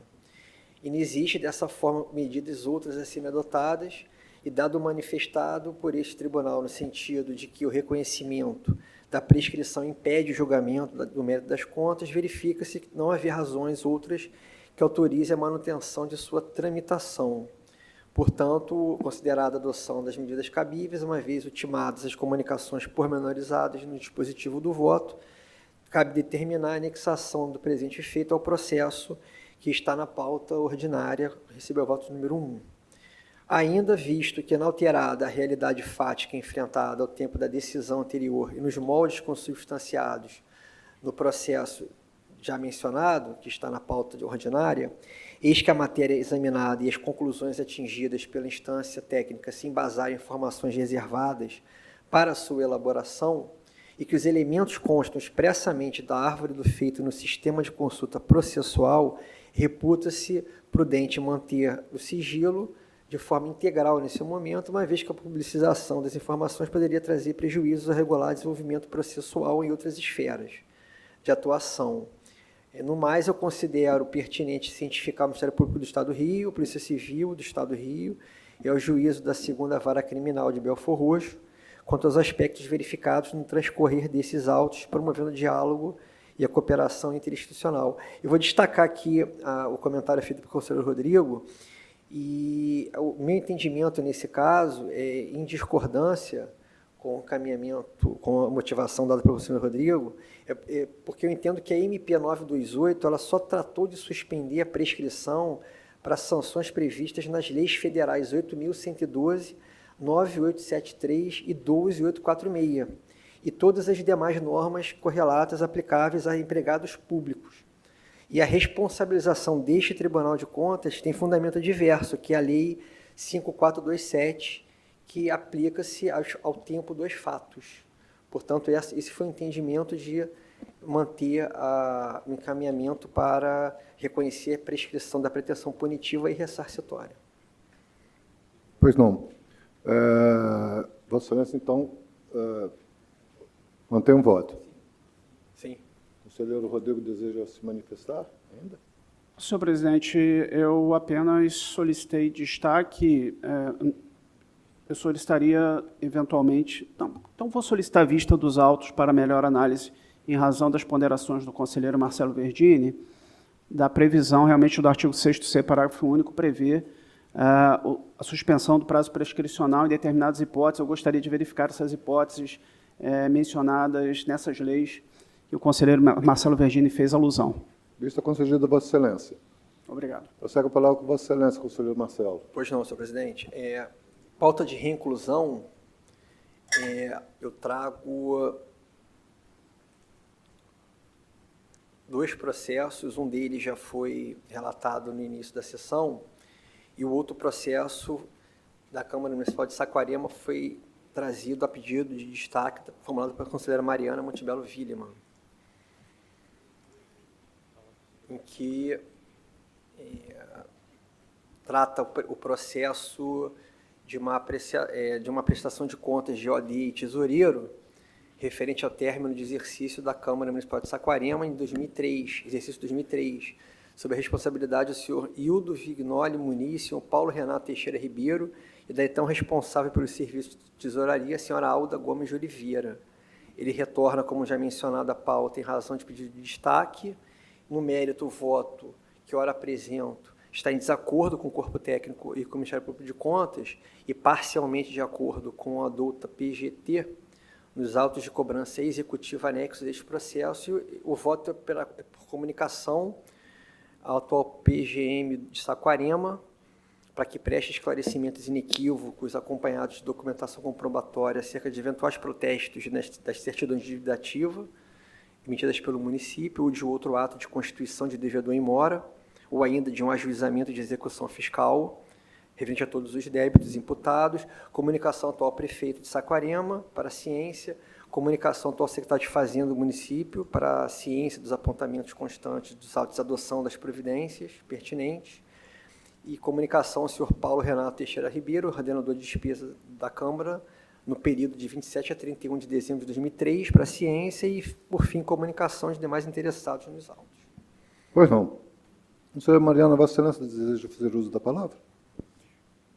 Presidente, eu estou satisfeita, reexaminando o voto do conselheiro Marcelo, eu estou satisfeita porque, na verdade, o voto ele busca informações sobre a adoção de providências. Eu pedi o destaque porque tinha um processo similar na minha pauta virtual, na verdade que foi julgado numa pauta virtual em fevereiro de 2025 e que, numa situação muito próxima, eu entendi necessário ser avaliada a responsabilidade pelo descumprimento. Mas, na verdade, o conselheiro Marcelo, embora não esteja adotando exatamente o mesmo instrumento que naquele voto eu utilizei, ele também busca informações sobre a execução da decisão do tribunal, então, com isso, eu me dou por satisfeita, não vou solicitar vista, não, e me manifesto de acordo com o voto. Pois não, conselheira. Como vota o conselheiro Rodrigo? Acompanho o relator.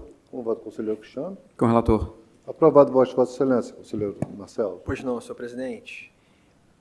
Em pauta ordinária, eu trago 2 processos. O primeiro deles é justamente o processo que eu fiz referência na ocasião da relatoria do processo que o conselheiro Rodrigo pediu destaque na Prefeitura Municipal de Belfor Roxo.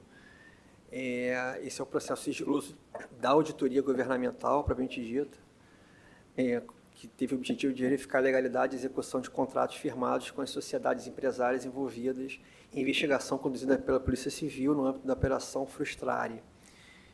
Para poupar um pouco a relatoria, caminhando diretamente para o voto, da mesma forma que, em desacordo com o corpo técnico, em desacordo com todo o Ministério Público de Contas, eu estou votando pela manutenção do caráter sigiloso, reconhecimento da prescrição da pretensão punitiva e comunicação. Pois não. Parece que esse processo tem link com um processo anterior que o conselheiro Rodrigo havia solicitado isso. Seria a respeito das auditorias de Receita Tributária? Da Polícia Civil. Ele possui relação. Então, eu vou solicitar vista também desse processo. Vista concedida ao conselheiro Rodrigo Nascimento. Obrigado. Prossegue a palavra para Vossa Excelência, conselheiro. Pois não, senhor presidente. E finalizando minha pauta, eu trago uma tomada de conta especial instaurada pelo Poder Executivo do município de São Gonçalo, por meio de seu órgão de controle interno, em cumprimento da determinação deste tribunal, no bojo do processo 272.830 dígito 5 de 2004, com o objetivo de apurar a ausência de prestação de contas relativas a subvenções sociais e adiantamentos concedidos no exercício de 2003.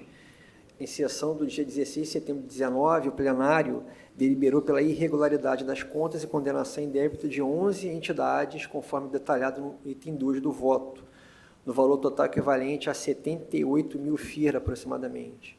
Os recursos interpostos contra essa decisão não foram providos, tendo ocorrido o trânsito em julgado da decisão.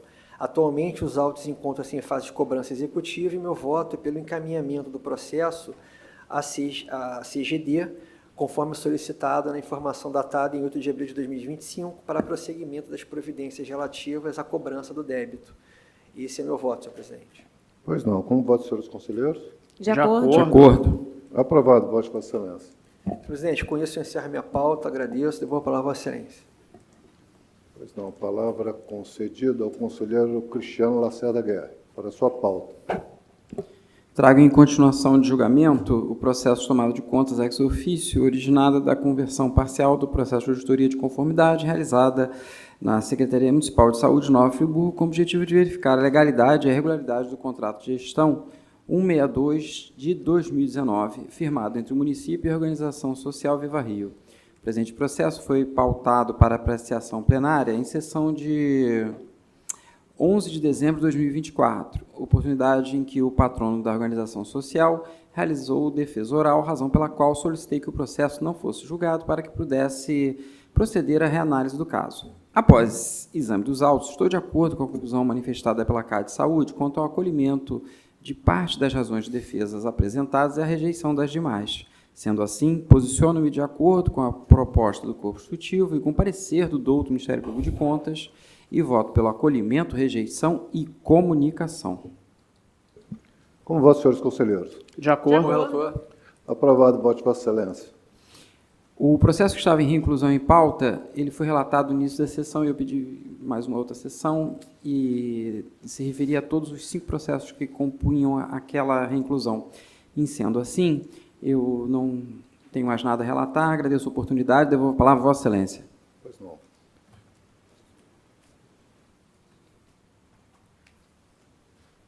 Senhores conselheiros, senhora conselheira, eu tenho 10 processos a serem relatados. E são processos simples de aposentadoria e eu submeto a Vossas Excelências. São 7 processos oriundos da Secretaria de Estado de Saúde, um processo da Secretaria de Estado de Educação e 2 processos oriundos da Secretaria de Estado de Saúde também. Nesses 10 processos que tratam de aposentadorias e fixação de proventos, os meus votos estão de acordo com o corpo instrutivo, parecer do Ministério Público Especial. Voto pelo registro e arquivamento dos processos. Alguma objeção por parte de Vossas Excelências? De acordo com os votos. De acordo. Com todos. Aprovados os votos. Antes de encerrar a sessão, eu gostaria de agradecer ao conselheiro Rodrigo pelas palavras gentis dirigidas a mim e manifestar mais uma vez meus sinceros sentimentos e pêsames ao conselheiro Márcio Pacheco, presidente da Corte, pelo falecimento de sua avó. Somos todos solidários e espero que Deus dê conforto à família. Vossa Excelência desejam se manifestar? Da mesma forma, Senhor presidente, Também alinhando minha Vossa registrado. Excelência. eu acompanho, muito bem colocado por Vossa Excelência, inclusive já até havia enviado uma mensagem ao conselheiro Márcio manifestando a minha solidariedade. Também perdi minha avó no último ano e sei o quanto isso é difícil.